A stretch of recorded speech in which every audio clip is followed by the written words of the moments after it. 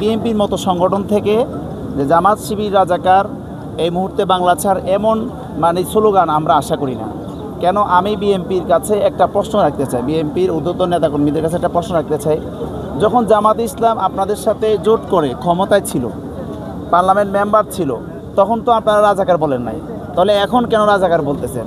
এখন যে রাজাকার বলতেছে এটার কারণ হচ্ছে বাংলাদেশে এখন জামাত ইসলাম সহ অন্যান্য ইসলামী দলগুলা একটা গণজাগরণ মঞ্চ তৈরি করেছে। এই গণজাগরণ মঞ্চকে এই মুসলমানদের এই অগ্রগতিকে দাবিয়ে দেওয়ার জন্য বিএনপির একটা সুদূর প্রকৌশলী একটা ষড়যন্ত্র, যা অতীতে আমলি করেছিল।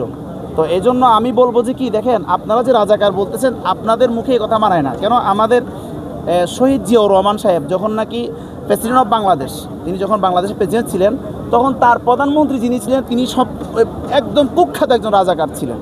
তাহলে তিনি শাহ আজিজুর রহমান, এই যে শাহ আজিজুর রহমান যে তিনি বিএনপির আমলে আমাদের প্রেসিডেন্ট জিয়াউর রহমান সাহেবের আমলে যে তিনি যে প্রধানমন্ত্রী ছিলেন, তিনি তো একজন রাজাকার ছিলেন, শাহ আজিজুর রহমান। তাহলে প্রেসিডেন্ট জিয়াউর রহমান আপনাদের প্রাক্তন নেতা, সে যদি রাজাকারদের সাথে এরকম কাজ করতে পারে, তার সাথে সংসদ সদস্য হিসেবে ক্ষমতা যেতে পারে, তাহলে আপনারা আজকে রাজাকারদের বিরুদ্ধে আজকে জামাত শিবির রাজাকার এই কথা বলাটা আপনাদের মুখে মানায় না। আচ্ছা, এই শব্দটি ব্যবহার করে তারা ভোটের বা জনগণকে ভোটের দিকে অগ্রসর করার চিন্তা করছে কিনা?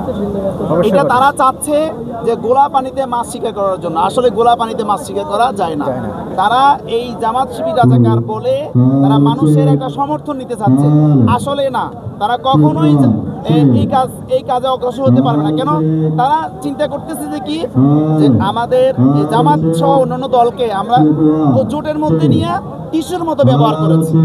এখন জামাত সচেতন হয়েছে, তাদের আছে অসংখ্য সাহিত্য ভাণ্ডার, আছে তাদের অর্থকরী জনসমর্থন। তারা চাচ্ছে আমরা টিস্যুর মতো ব্যবহার হতে চাই না। আমরা বাংলাদেশকে যে উদ্দেশ্যে রাজনীতি করতেছি সেটা ইসলামকে ক্ষমতা নেওয়ার জন্য, দিন কায়েমের জন্য। তো জামাত এখন সচেতন হয়েছে, বিচক্ষণ হয়েছে। তারা আর কোনো লেজর ভিত্তিক রাজনীতি করতে চায় না। তারা আর ক্ষমতা পালাবদল রাজনীতি তারা আর বিশ্বাসী নয়।